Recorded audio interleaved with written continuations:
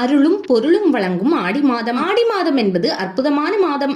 உத்தராயணத்தில் முடிந்து தட்சிணாயத்தின் தொடக்க மாதம். ஆடி முதல் மார்கழி வரை தட்சிணாயனம், அதாவது சூரியன் தெற்கு நோக்கி நகர்வதாக பொருள். பல கோயில்களில் 6 மாதம் உத்தராயண வாசலும் 6 மாதம் தட்சிணாயன வாசலும் இருக்கும். அதாவது வடக்கு வாசல் தெற்கு வாசல் என்று 2 வாசல் வைத்திருப்பார்கள். ஆடி 1ஆம் தேதி அன்று வடக்கு வாசலை மூடிவிட்டு தெற்கு வாசல் மூலமாக சுவாமி தரிசனமாகும். தேவர்களுக்கு இது இரவு நேரம் தொடக்கம், அதாவது மாலை சந்தி நேரம். எனவே மாலை நேர பூஜையை தேவர்களும் மனிதர்களும் இணைந்து வழிபடுகின்ற நேரமாக ஆடி மாதத்தை கருதலாம். சக்தி மாதம். ஆடி மாதத்தை சக்தி மாதம் என்று சொல்வார்கள்.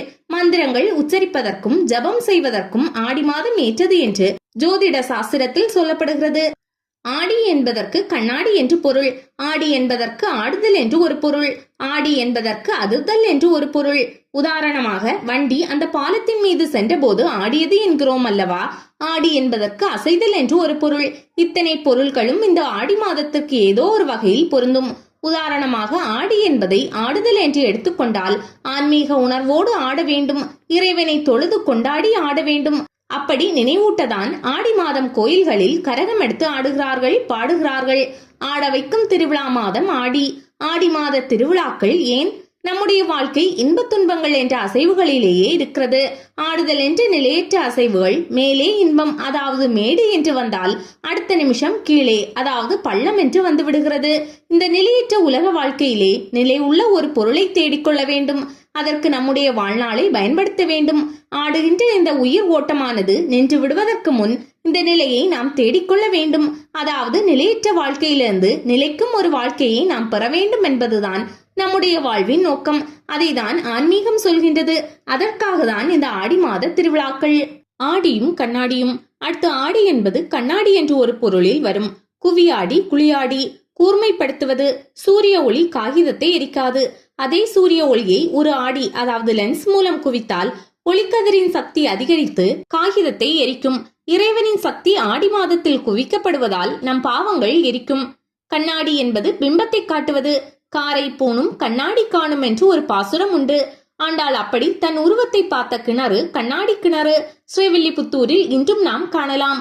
ஆடிப்பூர நாயகியான ஆண்டாள் நாச்சியாரை ஆடியில் தரிசிக்க பாவங்கள் தீனில் தூசாகும். கடக மாதம். ஆடி மாதம் என்பது கடக மாதம், சந்திரனுக்குரிய மாதம். சந்திரன் ஆடி போல் பிம்பத்தை காட்டுபவன். உதாரணமாக, சூரியனுடைய கதிர்களை எடுத்து பிரதிபலிப்பவன். அவன் ஆட்சி செய்யும் இந்த மாதத்தை ஆடி மாதம் என்று சொல்கிறார்கள். கண்ணாடியில் பார்த்து நாம் நம்முடைய புற அழகை சீர்திருத்திக் கொள்வது போல பக்தி என்னும் கண்ணாடியில் நம்முடைய அக அழகை சீர்திருத்திக் கொள்வதற்கு ஏற்ற மாதம் இந்த ஆடி மாதம். சந்திரன் தாயை குறிக்கும் கிரகம். தாயான சந்திரன் ஆட்சி செய்யும் மாதத்தில் தாய் தெய்வங்களான அத்தனை அம்மன் கோவில்களிலும் விசேஷமான வழிபாடுகள், திருவிழாக்கள் நடக்கின்றன. ஆடியும் உயிர் நாடியும். ஆடி பிறந்து விட்டாலே அம்மன் கோயில்களில் 10 நாள் உற்சவத்திலிருந்து 1 நாள் உற்சவம் வரை விதவிதமான கோயில் உற்சவங்கள் நடைபெறுவதை நாம் காணலாம். ஆடி மாதம் என்பது காற்றுக்குரிய மாதம். ஆடியில் காற்றடித்தால் ஐப்பசியில் மழை வரும். விவசாயத்திற்குரிய மாதம். உயிர்களின் உயிர் நாடி நீர். நீரின்றி அமையாது உலகு. கடகராசி என்பது 4வது ராசி, அதாவது நீர் ராசி. ஆடியில் நீராசி மாதத்தில் எல்லா விதமான நீர்நிலைகளிலும் புதிய நீர்வரத்து இருக்கும். நீரை கண்டால் விவசாயிகளுக்கு உற்சாகம். ஆடிப்பட்டம் தேடி விதை என்பது போல ஆடி மாதம் உயிர் நாடியான மாதம் என்று சொல்வார்கள். ஆடிக்கூழ். ஆடிக்கூழ் தமிழர்களின் பாரம்பரிய உணவு வகைகளில் ஒன்று. இந்த கூழ் கேழ்வரகு, கம்பு போன்றவற்றில் தான் செய்யப்படுகிறது. ஒரு காலத்தில் பிரதான உணவாகவே கூழ் இருந்தது. இப்பொழுது நமது பாரம்பரிய உணவு பற்றிய விழிப்புணர்வுக்கு ஆன்மீக மாதமான ஆடி மாரியம்மன் திருவிழா வகை செய்கிறது. காற்றில் பரவும் நோய்கள் ஆடி மாதத்தில் அதிகம். தொற்று கிருமிகளால் அதிக அளவில் நோய்கள் பரவும். ஆடி மாதத்தில் தான் அம்மை அதிகம் பரவியது. அது வேகமாக பரவுவதற்கு ஆடிக்காற்றும் துணை செய்தது. நோயிலிருந்து குணமடையவும் வலிமையும் ஆரோக்கியமும் பெறவும் நோய் எதிர்ப்பு சக்தியை அதிகரிக்க செய்யவும் கூழ் காய்ச்சி விநியோகிக்கப்பட்டது. அது பொதுவாக எல்லோருக்கும் கிடைக்க வேண்டும் என்பதற்காக அம்மன் கோயில் ஆலயத்தில் விழா கொண்டாடி ஆன்மீகத்தோடு பிரசாதமாக அளிக்கப்பட்டது.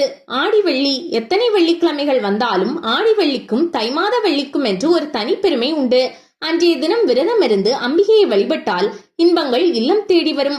வாரக்கிழமைகளில் சுக்கிரவாரம் என்று அழைக்கப்படுவது வெள்ளிக்கிழமையாகும். சகல செல்வங்களும் கிடைக்க வெள்ளிக்கிழமை விரதம் உதவும். திருமகள் அருளை பெற்றுத்தரும். ஆடி வெள்ளியன்று குத்துவிளக்கு பூஜை செய்து சுமங்கலி பெண்களுக்கு ரவிக்கை துணி, தேங்காய், பழம், வெற்றிலைப்பாக்கு, மஞ்சள், குங்குமம் வைத்து கொடுத்தால் நற்பலன்கள் வந்து சேரும். கிராமங்களில் ஆடி வெள்ளியன்று வேப்ப இலையை கொண்டு வந்து வீட்டின் நிலைவாசலில் கட்டி வைப்பார்கள். அத்துடன் ஒரு சிறிய பித்தளை சொம்பு நிறைய தண்ணீரை ஊற்றி அதில் ஒரு ஸ்பூன் மஞ்சள் தூள், குங்குமம் இரண்டும் போட்டு இந்த தீர்த்தத்தில் குலதெய்வமும் அம்மனும் வந்து அமர வேண்டும் என்று மனதார பிரார்த்தனை செய்வார்கள். வேப்பிலைக்கு மதிப்பு. ஆடி வந்தாலே அம்மன் கோவில்களில் உற்சவங்கள் ஆரம்பமாகிவிடும். ஆடி கூழுக்கும் வேப்பிலைக்கும் மதிப்பு கூடிவிடும். வேப்பிலை இல்லாத அம்மன் விழாக்கள் ஏது? மாயிலையை போலவே வேப்ப இலைக்கும் அற்புத சக்தி உண்டு. அதை நுட்பமாக உணர்ந்து ஆன்மீகத்தோடு இணைத்தனர். பெருமாள் கோயில் என்றால் துளசி, சிவன் கோயில் என்றால் வில்வம், அம்மன் கோயில் என்றால் வேப்பிலை. வேப்பிலைக்காரி என்றே அம்மனை அழைப்பார்கள். கொடுமையான தொற்று நோய்களுக்கு வேப்பிலை அருமருந்து. சிறந்த கிருமி நாசினி. அதன் கசப்பு சுவை பல வியாதிகளை போக்குகிறது. வேப்பிலையும் மஞ்சளும் கலந்த நீரில் நீராட சரும நோய்கள் முதல் கொண்டு அம்மை போன்ற தீவிர நோய்களும் தீரும். மனநோய்க்கும் மருந்தாகும். தீமிதித்தல். ஆடி மாதங்களில் நடைபெறும் அம்மன் கோவில் திருவிழாக்கள் பெரும்பாலும் பூக்குழி இறங்குதல் அல்லது தீமிதித்தல் என்ற விழாவோடு நிறைவு பெறும். திரௌபதி அம்மன் கோயில்களிலும் குறிப்பாக வட மாவட்டங்களில் மகாபாதம்பாடி தீமிதித்தல் விழா நடைபெறும். ஆடி மாதம் என்பது இந்தியாவில் வெயில் மற்றும் மழைக்காலத்திற்கு இடையிலான காலம். இக்காலத்தில் பலவிதமான நோய் தொற்றுகள் எளிதில் உண்டாகும். இந்த மாதத்தில் தீமிதிப்பதால் உடலின் பல நோய்கள் நீங்கும் மற்றும் நோய் எதிர்ப்பு திறன் அதிகரிக்கும். எனவேதான் பழங்காலத்தில் மஞ்சள் காமாலை முதலிய நோய்களுக்கு காலில் சூடு வைத்து குணப்படுத்தப்பட்டது. பஞ்சபூதங்களில் ஒன்றான நெருப்பு வணக்கத்தின் பரிணாமம் இது என்கிறார்கள். தீ மிதிப்பவர்கள் குறிப்பாக ஆடி மாதத்தில் தான் மிதிப்பர். உலகில் நடைபெறும் எந்த நிகழ்வுக்கும் அறிவியல் தொடர்பானதுதான். தீ மிதித்தல் என்பது உடலை வருத்தி அதனை கடினங்களுக்கு தயாராக்கும் ஒரு பயிற்சி. ஆலய விழாக்களோடு இணைத்தல் இப்பயிற்சியில் ஈடுபாட்டை ஏற்படுத்தும் என்பது நமது முன்னோர்களின் நம்பிக்கை. பால்குடம். ஆடிப்பூர நாயகியான அம்மனுக்கு பாலாபிஷேகம் செய்வது சிறப்பானது. சில கோயில்களில் பால்குட விழாவே பெரிய ஊர்வலமாக இருக்கும். உதாரணமாக மணப்பாறையில் உள்ள பிரசித்தி பெற்ற வேப்பிலை மாரியம்மன் கோவில் பால்குட விழாவை சொல்லலாம். 16,000த்திற்கும் மேற்பட்டவர்கள் பக்தி பரவசத்துடன் பால்குடம் எடுத்து வருவார்கள். அதிகாலை தொடங்கி மதியம் வரை நடைபெறும். பல ஊர்களிலும் இதை போன்று நடைபெறும். பால் வெண்மை நிறமுடையது. நம்முடன் பழகுபவர்கள் வெள்ளை மனம் படித்தவர்களாக அமைந்து நமக்கு வெற்றியை தேடித்தர வேண்டும் என்பதற்கான பரிகாரம் இது. திருவிழாக்களின் போது முறையாக விரதம் இருந்து பால் குடம் எடுத்து அம்மனுக்கு பால் அபிஷேகம் செய்து குளிர்ச்சிப்படுத்தினால் மனம் குளிர்ந்து வரம் தருவாள் என்பது நம்பிக்கை. வளையல் சடங்கு. பல கோயில்களில் ஆடிப்பூர நாயகிகளுக்கு ஆடியில் வளைகாப்பு விழா நடத்தப்படும். சீமந்தம், வளைகாப்பு ஆகிய சடங்குகள் கர்ப்ப காலத்தில் கர்ப்பிணி பெண்ணையும் அவள் கருவையும் காக்கும் சடங்குகள். வளை என்னும் அணிகலன்கள் இட்டு காக்கும் காப்பே வளைகாப்பு. சாதாரண மனிதர்கள் செய்யும் இந்த சடங்குகளை ஜெகன்மாதாவான அம்பிகைக்கு செய்து மயிலும் விழா இது. சில கோயில்களில் புட்டு வைத்து படைப்பார்கள். இந்த பூலோகமே அவளின் படைப்பு. நாம் அனைவரும் அவளின் பிள்ளைகள். அதனால்தான் அம்பிகைக்கு உகந்த ஆடி மாதம் பூர நட்சத்திர நாளில் அம்மனுக்கு வளைகாப்பு நிகழ்ச்சி நடத்தப்படுகிறது. இதன் மூலம் இந்த உலகம் செழித்து வளம் பெருகும் என்பது நம்பிக்கை. உதாரணத்திற்கு சென்னை கோடம்பாக்கம் ஆண்டவர் நகர் முதல் தெருவில் உள்ளது ஸ்ரீதேவி கருமாரியம்மன் திருக்கோயில். ஆடிப்பூர உற்சவத்தில் அம்மனுக்கு சீமந்தமும் வளைகாப்பும் செய்யப்படுகின்றன. அம்மனுக்கு 1,08,000 வளையல்கள் சமர்ப்பித்து வழிபடுகிறார்கள் பக்தர்கள். இன்று புதிதாய் பிறந்தோம் என்றான் பாரதி. நாம் ஒவ்வொரு நாளும் புதிய மனிதர்களாக மாற வேண்டும். கடைகளில் பழைய சரக்குகளை ஆடி மாதம் தள்ளுபடி செய்து விற்பனை செய்து புதிய சரக்குகளை கொண்டு வந்து சேர்ப்பார்கள். அதே போல தட்சிணாயத்தின் தொடக்கமான இந்த ஆடி மாதத்தில் நாம் தெரிந்தோ தெரியாமலோ செய்த பாவங்களை எல்லாம் நீக்கிக் கொண்டு நம்மை நாமே ஆன்மீக ரீதியாக சுத்தப்படுத்திக் கொண்டு புதிய மனிதர்களாக இருக்க வேண்டும். அதற்கு அம்மனின் அருள் வேண்டும். ஆடி திருவிழாவில் கலந்து கொள்வதன் நோக்கமே புதிய மனிதர்களாக மாறுவதுதான், புதிய உற்சாகம் பெறுவதுதான், புதிய வெற்றிகள் பெறுவதுதான். ஔவையார் நோன்பு. ஆடி மாதம் பெண் தெய்வங்களுக்கு மட்டுமல்ல, பெண்களுக்கே விசேஷமான மாதமாகும். அவர்களுக்கு பிரத்யேகமான நோன்புகள் உண்டு. அதில் ஒன்றுதான் ஔவையார் விரதம். ஆடி மாதம் செவ்வாய்க்கிழமை தோறும் சுமங்கலி பெண்கள் மஞ்சள் பூசி குளிப்பதால் மாங்கல்ய பலம் கூடும். அதே போன்று ஆடி மாத செவ்வாய்க்கிழமைகளில் பெண்கள் ஔவையார் விரதம் கடைபிடிக்கும் வழக்கமும் உண்டு. கொழுக்கட்டையை நைவேத்தியம் செய்யப்படுகிறது. இந்த கொழுக்கட்டையை நோன்பு இருக்கும் பெண்களே சாப்பிட வேண்டும். மறந்தா மாசி, தட்டினா தை, அசந்தா ஆடி என்று குறிப்பிடுவார்கள்.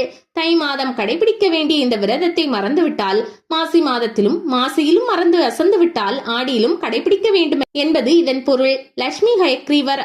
ஆடி மாதத்தில் வரும் பௌர்ணமிக்கு இன்னொரு சிறப்பு உண்டு.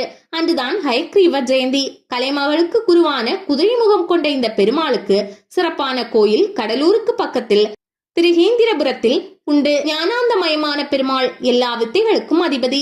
நிர்மாலமாக ஸ்படிக மாலை வைத்திருப்பார். சில தலங்களில் அவர் லட்சுமி ஹயக்ரீவராகவும் காட்சி தருகிறார். காரணம், கல்வியும் செல்வம் ஆகிய இரண்டும் கிடைக்க வேண்டும் என்பதற்காகவே. திருமகளையும் தன்னோடு இணைத்துக் கொண்டு காட்சி தருகிறார். ஆடி பௌர்ணமி அன்று ஏலக்காய் மாலை சாற்றி ஹயக்ரீவரை வணங்குவது விசேஷமானது. அதை போலவே பசும்பாலை காய்ச்சி ஏலக்காய் குங்குமப்பூவை சேர்த்து நிவேதனம் செய்யலாம். சிவன் சக்திக்கு பிரதானம் கொடுத்த மாதம். கோயில்களில் மட்டுமின்றி வீடுகள் தோறும் விரதம் இருந்து வேப்பிலை தோரணம் கட்டி அம்மனை வழிபட்டு நேர்த்திக் கடன்களை நிறைவேற்றி கூழ் ஊற்றுவார்கள். ஆடி மாதம் முழுவதும் அனைவரது வீட்டிலும் பக்தி மனம் கமழும். குறிப்பாக பெண்கள் இந்த மாதம் முழுவதும் விரதம் இருந்து தங்கள் வீட்டின் அருகில், தங்கள் ஊரின் அருகில் உள்ள அம்மன் தலங்களுக்கு சென்று வருவார்கள். பூமாதேவி பூமியில் அவதரித்த மாதம் ஆடி மாதம். பார்வதியின் தவத்தை மெச்சி பரமசிவன் ஆடி மாதம் அம்மன் மாதமாக இருக்க வேண்டும் என வரம் கொடுத்தார். சிவனுடைய சக்தியை விட அம்மனுடைய சக்தி ஆடி மாதத்தில் அதிகமாக இருக்கும்.